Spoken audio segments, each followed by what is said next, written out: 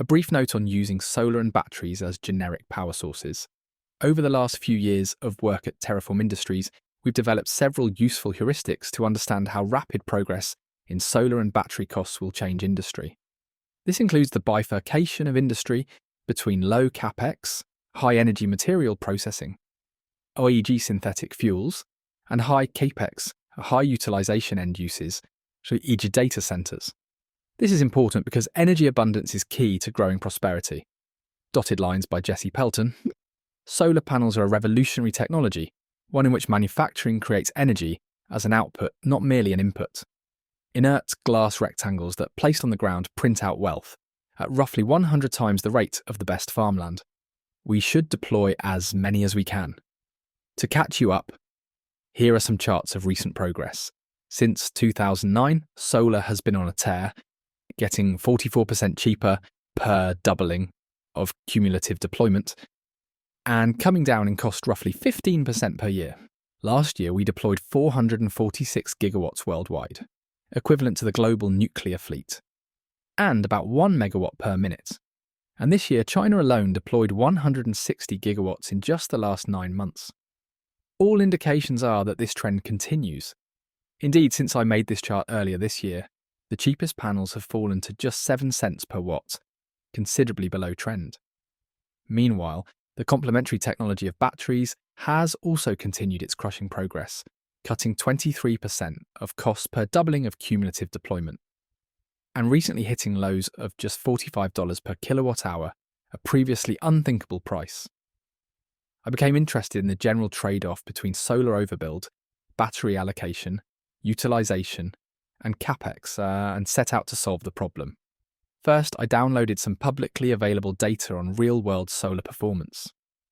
Here I used a site in Wyoming which is relatively cloud-free, albeit cold and higher latitude than the sunniest locations. It is a good proxy for typical solar abundance in places where the wealthiest humans live, the US and Europe, and where we should expect the localizing trend of energy generation and consumption to gain speed. Next, I built a basic model to assess the utilization of a load of a given size coupled to a solar array and variably sized battery, collecting data over the entire year in 5-minute increments. Then I crunched the data to obtain useful insights. First, let's take a look at the value optimal utilization of some load as a function of its capex, assuming $200,000 per megawatt solar PV and $200,000 per megawatt hour battery storage. I expected to see 2 stable attractors, one for lower utilization and low capex, and one for higher utilization and high capex, but the abruptness of the transition surprised me. For loads below $1 million per kilowatt, intermittent operation with some modest solar array oversizing is the winning strategy. Above $1 million per kilowatt, we charge and discharge batteries daily to run them. As solar and batteries continue to decost, incrementally cheaper loads will switch from the intermittent strategy to the battery stabilized strategy. This is particularly important for technologies that are around $1 million per kilowatt. If you're developing an intermittency-friendly use case for off-grid solar, and its capex is in this range, you will have to ensure you keep up with solar's cost improvements, or else your competitive advantage, the ability to run intermittently, will disappear as, essentially, batteries get cheaper than your capex reduction. One example I can think of is intermittency-friendly reverse osmosis.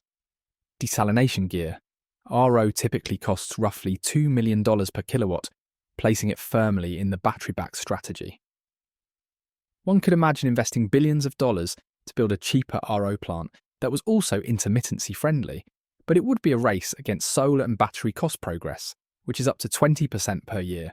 Alternatively, one could start with $100,000 per kilowatt technology and build a desalination system around them, then optimize for efficiency while keeping capex low. Let's take a closer look at how these systems are actually deployed. In this chart, we show a range of different loads by capex, together with their utilization, graphed on a chart showing the size of their solar and battery systems. These points are chosen to maximize value for each capex level. Starting from the lower left, an extremely cheap load, $10,000 per kilowatt, comparable to an old electric kettle.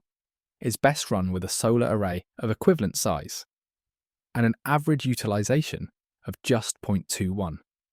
As we move up and to the right, we're increasing the capex of the load. The next data point, at $1 million per kilowatt, is far beyond the capex of the Terraformer, which still operates very much in a pure solar mode. But their $1 million per kilowatt load achieves a utilisation of 0.33 despite the intrinsic solar utilisation, in Wyoming being just 0.17, by running on an overbuilt PV array with nameplate peak power 2.4 times higher than the load's demand. This pure solar peak shaving strategy is the minimum cost, maximum value point. Beyond $1 million per kilowatt, additional value growth and higher utilisation is achieved through a rapid growth of the battery pack, up to a limit of about 15 kilowatt hours per kilowatt load, or enough to run the load at full power for 15 hours. Through this range, we're also linearly increasing the size of the PV array. At $10 million per kilowatt, we're at about 8.3 times overbuild by nameplate. Though if you multiply 8.3 times 0.17, we're generating only 40% more power over the course of the entire year than we're using, and that wastage is occurring during the summer. We're also at 0.94 utilisation, 3 times higher than the no battery mode. Surprisingly, to me at least, beyond this point we don't see further increase in utilisation through increased battery capacity. A battery that's discharging every day gets great utilisation, but one that's only there in case the sun doesn't come up for 2 days in a row barely gets used. Instead, the optimal approach to increase utilisation is to continue to scale up the solar array size, eventually hitting 17 times in terms of peak power, or about 3.4 times in terms of average power. Enough to take care of consecutive, gloomy winter days, and squeeze out those last few percentage points of utilisation. Look closely at how far apart $1 million per kilowatt and $2 million per kilowatt are. And yet, as solar and batteries get cheaper, the $1 million per kilowatt data point will jump up the cusp into the higher utilisation zone in just a few more years. For reference, an AI training data centre costs around $50,000 per kilowatt. And this simulation shows that 0.98 utilisation is cost optimal. This is equivalent to about 170 hours per year of zero operation, or more likely 1,700 hours of degradation to 90% of full power. Of course, it's possible to achieve utilisation closer to 0.999, but you'll need a bigger solar array. Finally, let's take a look at power system cost as a function of desired utilisation. Reflecting what we found in the AI data centre post, there's a smooth cost increase for increasing utilisation. Below about 0.3 utilisation. No batteries, pure solar. Between 0.3 and 0.9, solar cost increases linearly, while battery cost rises more steeply. They are equal at around 0.5 utilisation. Above 0.9, it's all solar PV overbuild, because it's cheaper to squeeze more electricity out of a short, cold, cloudy day than it is to carry around a spare day's worth of batteries you might use once per year. In summary, while solar power is able to pair with batteries to provide essentially 100% utilisation, or load shift for grid utilisation, there's a previously unexploited opportunity for ultra-low cost power with lower utilisation, which is where the Terraformer lives.